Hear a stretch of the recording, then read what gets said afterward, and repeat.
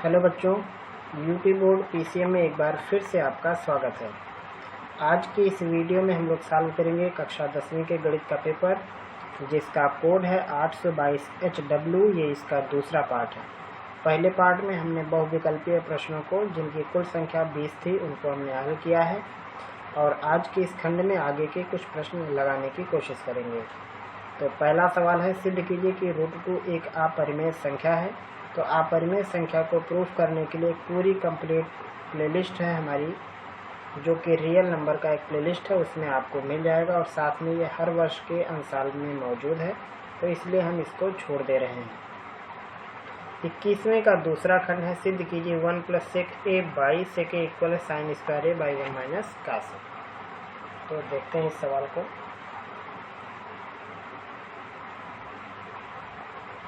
सवाल नंबर 21 का पहला है,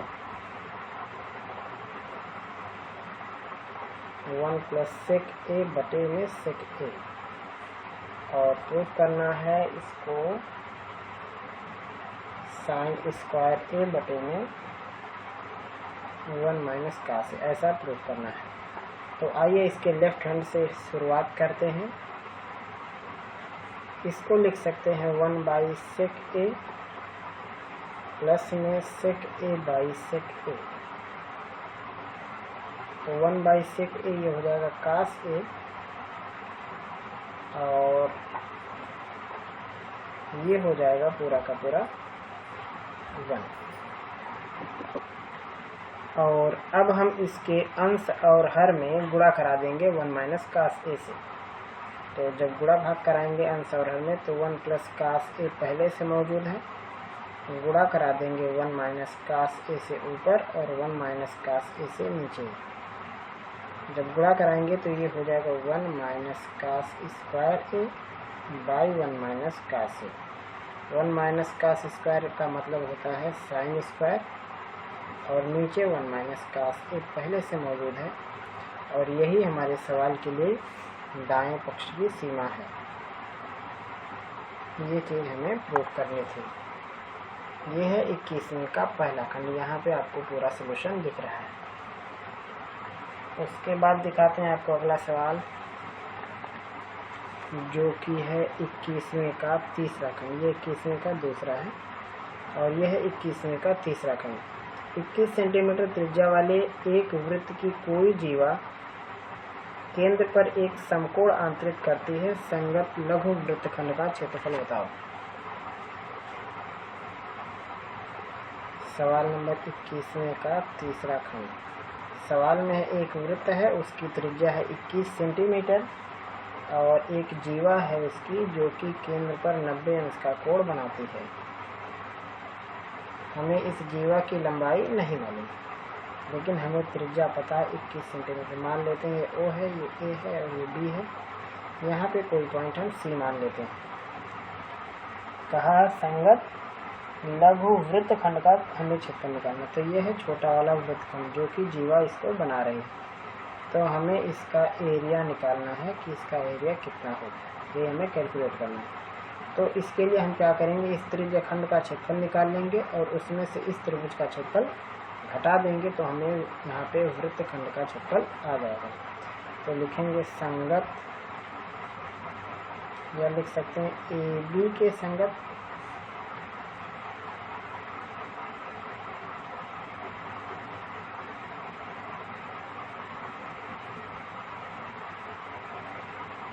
लघु वृत्तखंड का क्षेत्रफल बराबर लिखेंगे त्रिज्य खंड AOB का क्षेत्रफल माइनस त्रिभुज AOB का क्षेत्रफल, या फिर इसको लिख सकते हैं AOBCA, ऐसा भी नाम लिख सकते हैं यहाँ पे त्रिज्य खंड का। तो त्रिज्य खंड का क्षेत्रफल होता है, यहाँ पे जो एंगल बन रहा है उसमें 360 से डिवाइड करना है। तो एंगल बना 90 डिग्री बटे में 360 अंश into pi r square. r मतलब इसकी रेडियस 21 का वर्ग, माइनस त्रिभुज का क्षेत्रफल होगा 1/2 गुणे आधार गुणे ऊंचाई। तो जब ये 90 अंश का है तो ये इसकी आधार और यही इसकी ऊंचाई हो जाएगी। यानी इसका आधार 21 और ऊंचाई भी 21 हम मान लेते हैं। आप चाहे तो इसको आधार मानोगे तो आपको ये हाइट निकालनी पड़ेगी, अलग से कैलकुलेट करना पड़ेगा। तो उससे बचने के लिए हम इसे लंब और आधार मान सकते हैं, क्योंकि ये एंगल 90 डिग्री है। अब ये 90 से अब में 360 से डिवाइड करेंगे तो ये आएगा 1/4 पाई, और ये हो गया 21 का वर्ग, ऋण 1/2, और यहाँ भी होगा 21 का वर्ग। आप देखेंगे कि दोनों में 1/2 और 21 का वर्ग कॉमन है। 21 का वर्ग होता है 441, और अंदर बचेगा 1/2 गुणे पाई ऋण 1। तो अगर आप इसको कैंसिल करना चाहो तो कैंसिल भी कर सकते हो इसको, या फिर ऐसे ही रहने दो। 441/2, इसको हल करेंगे 22/7, यानी ये हो जाएगा 11/7, क्योंकि आगे 2 लगा, ऋण 1, 7 1 में 7, 11 में से 7 घटाएंगे तो आएगा 4, ये हो गया 441/2 गुणे 4/7। कैंसिल कर सकते हैं, 7 से 44 काटेंगे तो 6 बार जाएगा, 21 हो जाएगा, 7 में 21 गुणे 4/2, 2 दूनी 4, यानी ये हो जाएगा 63/2, मतलब इसका हो जाएगा 126 सेंटीमीटर स्क्वायर। यानी जो इसका लघु वृत्तखंड बनेगा उसका जो क्षेत्रफल आएगा वो होगा 126 सेंटीमीटर स्क्वायर। तो ये रहा इस सवाल का पूरा सलूशन। आप देख सकते हैं यहाँ से हमने इसको लगाया है।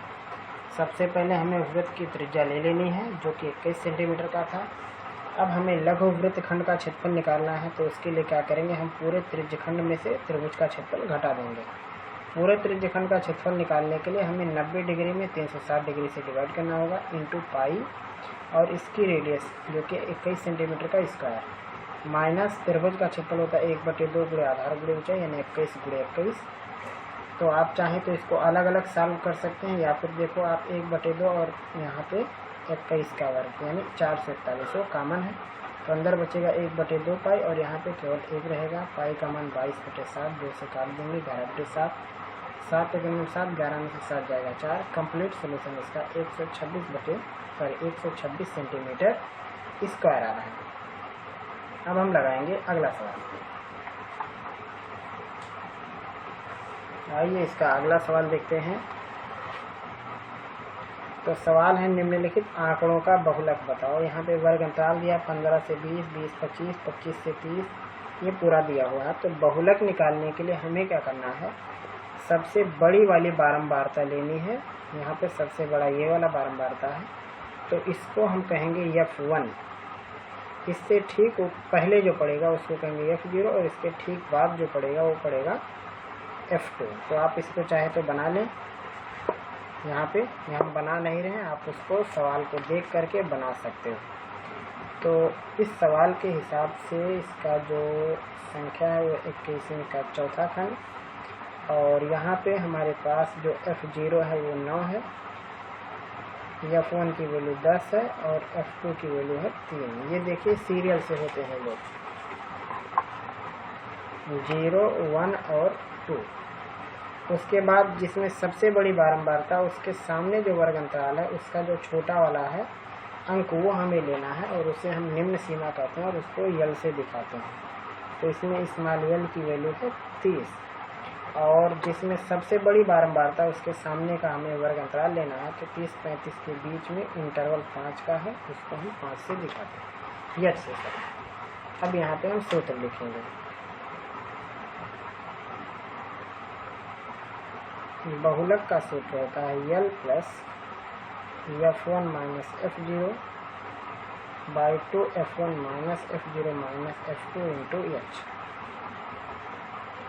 L की वैल्यू है 30 प्लस F1 की वैल्यू 10, F0 की वैल्यू 9, 2F1 यानी 20 ऋण 9, और F2 का मान है 3, गुणा कराना है 5।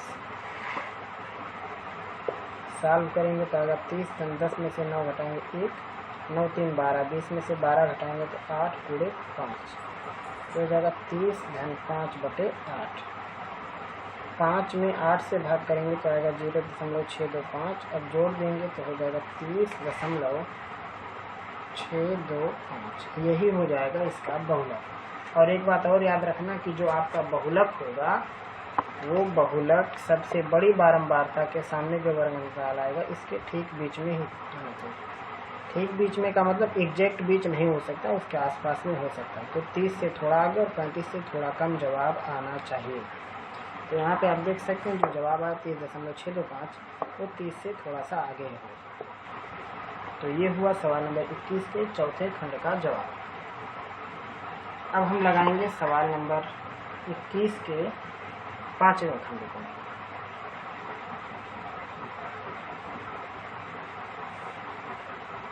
इसका 5वां खंड है। पहले सवाल हम आपको दिखा दें। सवाल यह है, उस बिंदु के निर्देशांक ज्ञात करो जो बिंदु 4, 3, 8, 5 को जोड़ने वाली रेखाखंड को 3, 1 के अनुपात में अंतः विभाजित करता है।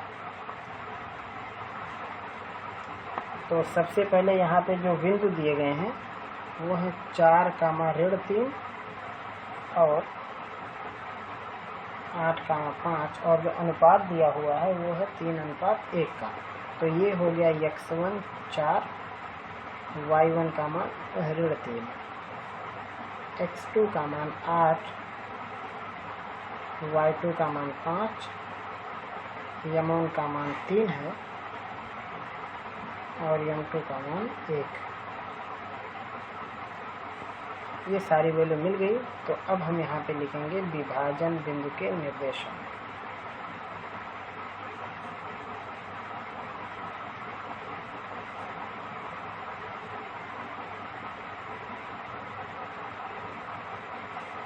जिसमें से x का सूत्र होता है m1 x2 m2 x1 by m1 plus m2। जब ये अंतः विभाजन है और बाह्य विभाजन में यहाँ माइनस रहेगा और बाह्य विभाजन साइलेबस में नहीं है। ऐसे ही y की वैल्यू होगी m1 y2 m2 y1 by m1 plus m2। तो यहाँ x इक्वल m1 का मान 3 है, x2 का मान 8 है। तो 8 का गुणा 3 में 24 और m2 x1 ये 1 है और ये 4 है बटे m1 m2 का जोड़ यानी 4। तो 24 4 28 बटे 4 यानी 7। और जब y की वैल्यू निकालेंगे m1 y2 यानी 3 गुणे 5 15 और m2 y1 यानी 1 गुणे ऋण 3 यानी ऋण 3 और 4 अभी भी नीचे रहेगा। 15 में से 3 घटाएंगे 12 बटे 4 यानी 4 3 12। तो जो निर्देशांक बनेगा वो बनेगा 7,3। पहले आपको x लिखना है, बाद में आपको y लिखना है। तो विभाजन बिंदु का निर्देशांक आएगा 7,3। अगला सवाल है 21वें का 6वां खंड और वो सवाल दिखाते हैं आपको। सवाल है y के वे मान बताओ जिनके लिए बिंदुओं 5,3 और 13, y के बीच की दूरी आएगी 10 मात्रक। ये सवाल है 21वें का 6वां खंड। सवाल में जो बिंदु दिया है वो है 5,3 और एक है 13, y और जो बीच की दूरी दिया हुआ है वो है 10। तो जो दूरी होता है उसका सूत्र होता है x1 माइनस x2 का square plus y1 minus y2 का स्क्वायर। और सवाल में दूरी पहले से दिया 10 मात्रक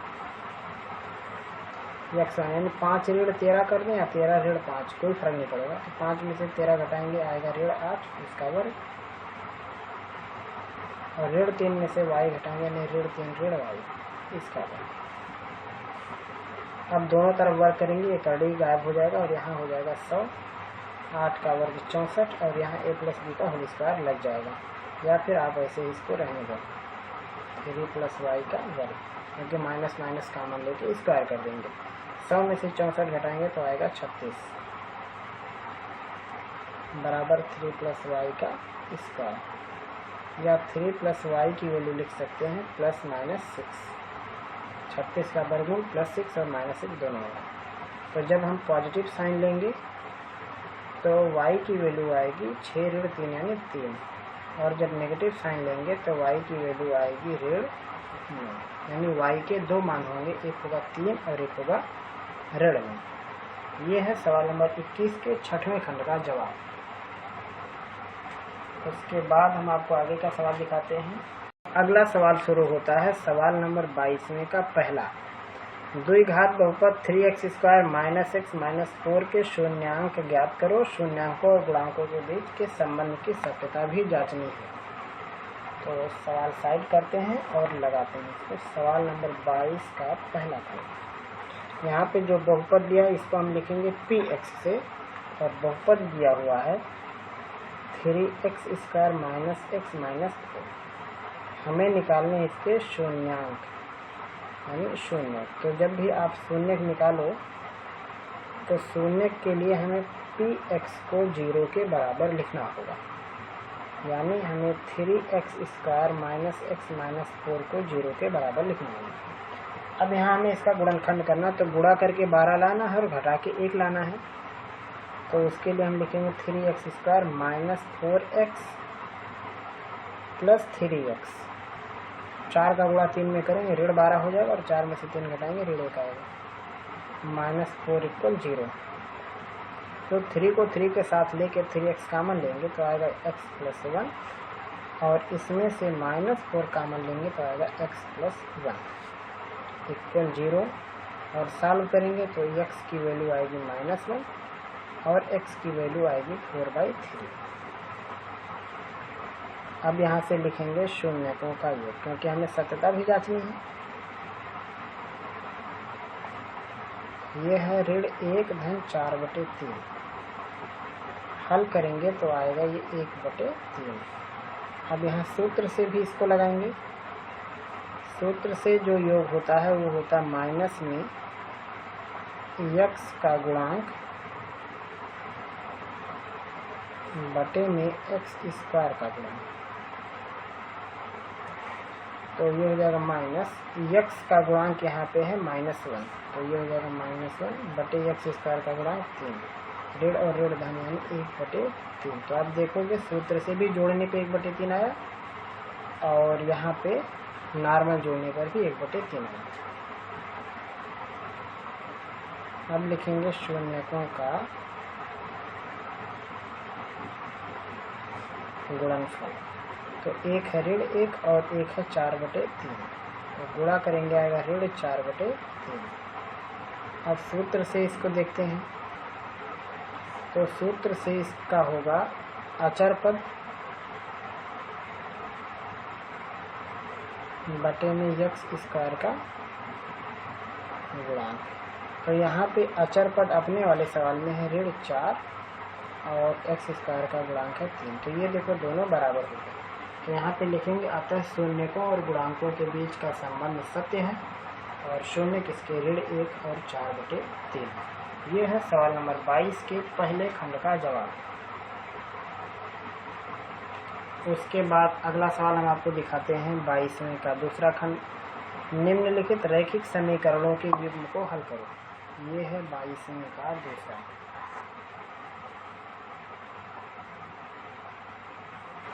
तो इसमें जो समीकरण दिया है वो है 0.2x धन 0.3y = 1.3। इसको सही से कर देंगे तो ये 2/10x 3/10y और 13/10। तो सारा 10 हटा के ये लिखा हुआ 2x 3y = 13। इसका हम समीकरण 1 कहेंगे। और उसके बाद इसका अगला सवाल है, यानी अगला समीकरण 0.4x ऋण 0.5y = ऋण 0.7। तो इसको बनाएंगे, लिखेंगे 4x 5y = ऋण 7। इसको कह देते हैं समीकरण नंबर 2। इसको हल करना है तो हम इसको विलोपन विधि से लगाएंगे। तो विलोपन विधि से लगाने के लिए हम यहाँ x का गुणांक बराबर करके 2 से गुणा करते हैं। बराबर करने के लिए लिखेंगे समीकरण 1 में 2 से गुणा करने पर तो जब गुणा करेंगे तो हो जाएगा 4x 6y और 13 दूनी 26। ये होगा पहला। और उसके नीचे दूसरा है 4x 5y बराबर है 7। तो यहाँ हम इनको घटा देते हैं, तो लिखेंगे घटाने पर चिन्ह बदल देंगे, ऋण धन धन। ये खत्म। 6 और 5 11y और 26 7 33 हो जाएगा। तो y का मान आएगा 3। किसी भी समीकरण में आप y का मान रख लो, जैसे यहाँ पे रख लेते हैं 3, तो 3 3 9, 13 में से 9 घटाएंगे 4, तो x का मान आएगा 2। यहाँ पे आपको लगाना पड़ेगा समीकरण 1 में y बराबर 3 रखने पर, तो 3 3 9 9, 13 में से 9 घटाएंगे 4 और उसको 2 से भाग करेंगे तो 2 आएगा। यानी x का मान 2 हो गया और y का मान हो गया 3। यह है सवाल नंबर 22 के दूसरे खंड का जवाब। उसके बाद हम आपको अगला सवाल दिखाते हैं, सवाल नंबर 22 का तीसरा खंड। सिद्ध कीजिए कि बाह्य बिंदु से वृत्त पर खींची गई स्पर्श रेखाओं की लंबाइयां बराबर होती हैं। ये है सवाल नंबर 22 और उसका तीसरा खंड। सवाल में कहा सिद्ध करो कि बाहर के बिंदु से वृत्त पर जो स्पर्शें खींची जाती हैं वो बराबर होती हैं। मान लेते हैं यहाँ पे एक सेंटर O है और यहाँ पे कोई पॉइंट P है, और जिसमें T और S ये दोनों स्पर्श बिंदु हैं। तो सिद्ध करना है यहाँ पे PT बराबर PS। तो इसको सीरियल से सिद्ध करेंगे। सबसे पहले लिखेंगे दिया PT कामा PS स्पर्शियाँ, ये चीज़ दिया हुआ है, कामा O वृत्त का केंद्र है, और सिद्ध करना है जो अपना टारगेट है, वो टारगेट है PT बराबर हमें PS दिखाना है। अगला लिखेंगे उत्पत्ति, मतलब कैसे आप प्रूव करोगे। तो उसके लिए यहाँ से सेंटर को मिला देना और फिर इन दोनों को मिला देंगे। तो लिखेंगे त्रिभुज OTP और त्रिभुज OSP में, इन दोनों में आप देखोगे कि OTP कोण OTP बराबर है कोण OSP बराबर 90, क्योंकि स्पर्शियाँ त्रिज्या के साथ 90 डिग्री का कोण बनाती हैं। दूसरा OP बराबर है OP, दोनों में OP वाली साइड कॉमन है, इसको लिख देते हैं, यह है उभयनिष्ठ। साथ में OT बराबर है OS के, यह है वृत्त की त्रिज्या। लिखेंगे इसलिए त्रिभुज OTP सर्वांगसम है त्रिभुज OSP के। और जब दो त्रिभुज सर्वांगसम हो तो उनके सभी चीज बराबर होते हैं, कोण और भुजा सब। तो ये हो जाएगा PT बराबर PS। ये हुआ सवाल नंबर 22 के तीसरे खंड का जवाब। उसके बाद दिखाते हैं आपको अगला सवाल, सवाल नंबर 22 का चौथा खंड। सवाल में है एक त्रिभुज की भुजा BC पर कोई बिंदु D इस तरीके। सबसे पहले हम एक त्रिभुज बना देते हैं, नाम है ABC। सवाल में इसके BC पर एक बिंदु D इस तरीके से है कि कोण ADC, कोण ADC, मान लें यहाँ पे कोई बिंदु D। सवाल में है कोण ADC, ये वाला जो कोण है ये कोण बराबर है कोण BAC के, इसके बराबर है। तो कहा सिद्ध करो कि CA स्क्वायर बराबर CB गुणे CD। यही चीज़ आपको प्रूव करनी है। तो इसके लिए आपको इन दो त्रिभुजों को समरूप दिखा देना है बस। तो एक त्रिभुज का नाम है त्रिभुज BAC और एक त्रिभुज है ADC। इन दो त्रिभुजों को हमें दिखाना है समरूप। तो उसके लिए यहाँ पे दिया हुआ है कोण BAC, सवाल में ही दिया बराबर है कोण ADC के, ये सवाल में दिया हुआ है। और साथ में आप देखोगे कि कोण C दोनों में कॉमन, कोण C बराबर है कोण C के। ये एंगल इस एंगल के बराबर है और C दोनों में उभयनिष्ठ है। तो अब जो अगला वाला कोण बचेगा जो कि है कोण बी, ये वाला कोण बराबर, यहाँ हम निशान लगा देते हैं, कोण बी बराबर होगा यहाँ पे कोण CAD, इसके बराबर हो जाएगा। तो यहाँ पे लिखेंगे इसलिए त्रिभुज BAC समरूप है त्रिभुज। अब यहाँ नाम लिखना बहुत जरूरी है। ये जो B है वो इस त्रिभुज का A है, तो यहाँ पे A रहेगा। उसके बाद यहाँ पे हमने A लिखा है इस त्रिभुज के लिए A, तो इस त्रिभुज का वो कोण D है, तो ये रहेगा D और ये C। तो जब दो त्रिभुज समरूप हो तो संगत भुजाओं का अनुपात बराबर होता है। तो B के सामने इस त्रिभुज में AC है और A के सामने इस त्रिभुज में CD है, बराबर बड़े वाले त्रिभुज में A के सामने है BC और छोटे वाले त्रिभुज में D के सामने है यहाँ पे AC। और अगला चाहे हम साइड लें या ना लें, क्योंकि हमारा यहीं से मतलब सिद्ध हो जाएगा। AC का गुणा AC में करेंगे तो आएगा AC स्क्वायर, और BC CD का आपस में गुणा करेंगे तो हो जाएगा CB CD, जो कि हमें प्रूफ करना था। तो ये हुआ सवाल नंबर 22 के चौथे खंड का जवाब।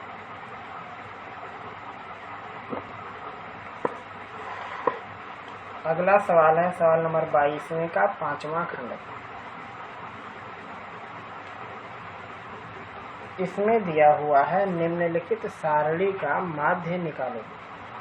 हमें इसका माध्य निकालना है, तो सबसे पहले हम सवाल लिख लेते हैं, जिसमें वर्ग अंतराल दिया है 15 से 20 का, 20 से 25, 25 से 30, 30 से 35,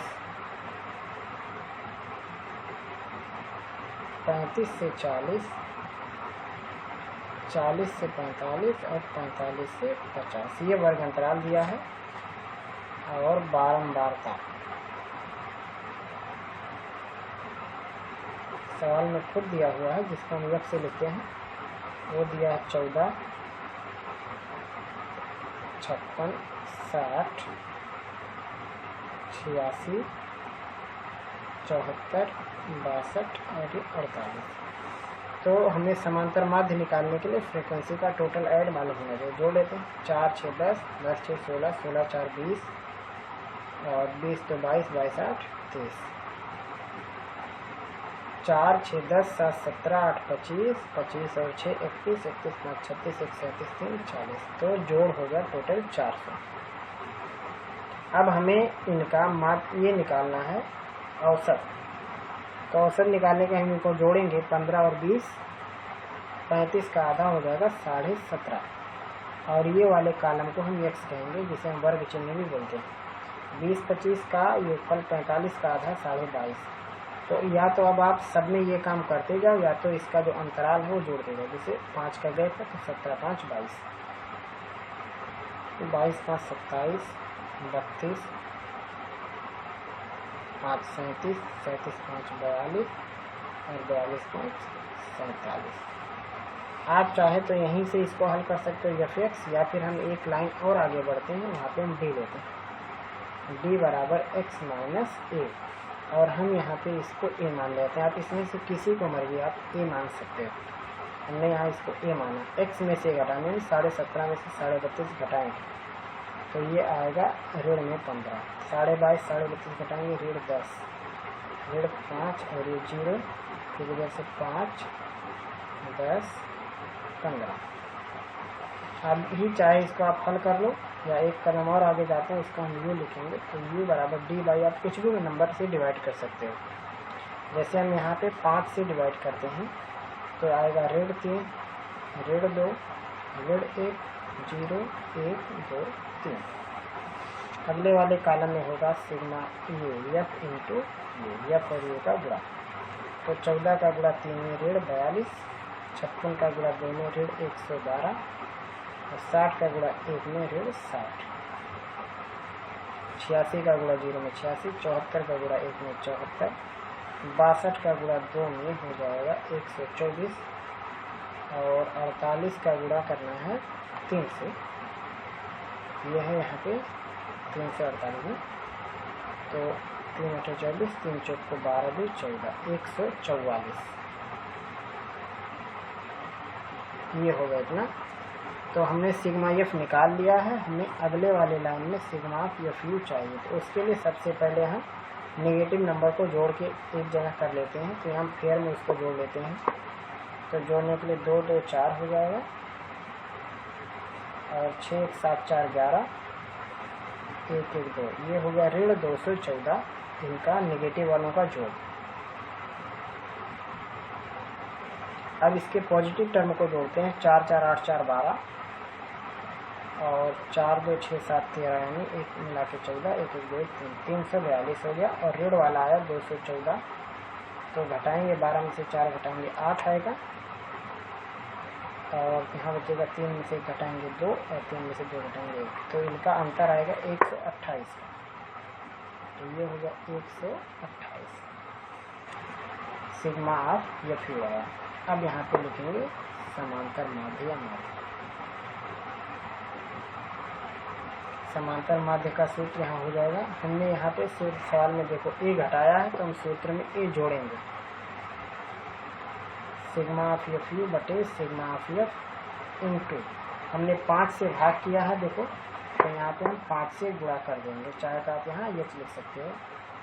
तो ए की वैल्यू है 32.5 और इसकी वैल्यू 128, सिग्मा एफ की वैल्यू 400 गुणे 5, ये हो जाएगा 32.5 धन 5 का 8 निकला 40, 5 दूनी 10 4 14, 5 कन्नम 5 1 6, 640 बटे 400 हो जाएगा 32.5 धन डिवाइड करेंगे तो 4 कन्नम 4 हो जाएगा और 2 बचेगा, ये हो जाएगा 24, 4 4 24 0। तो यहाँ पे नीचे 100 है, तो यहाँ पे दशमलव लग जाएगा। अब हम इसको जोड़ेंगे, तो जोड़ेंगे तो 6 और 5 11 हो जाएगा, 2 3 4, 34.10 इसका आएगा समांतर माध्य, और ये हो जाएगा इस सवाल का जवाब।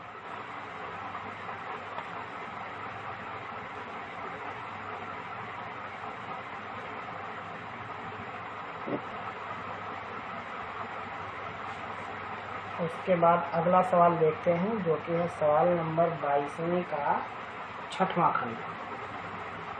ये दिखाते हैं आपको सवाल नंबर 22 और ये इसका 6वां खंड दिया है। एक पासे को एक बार फेंका जाता है तो निम्नलिखित को प्राप्त करने की प्रायिकता बताओ। एक अभाज्य संख्या,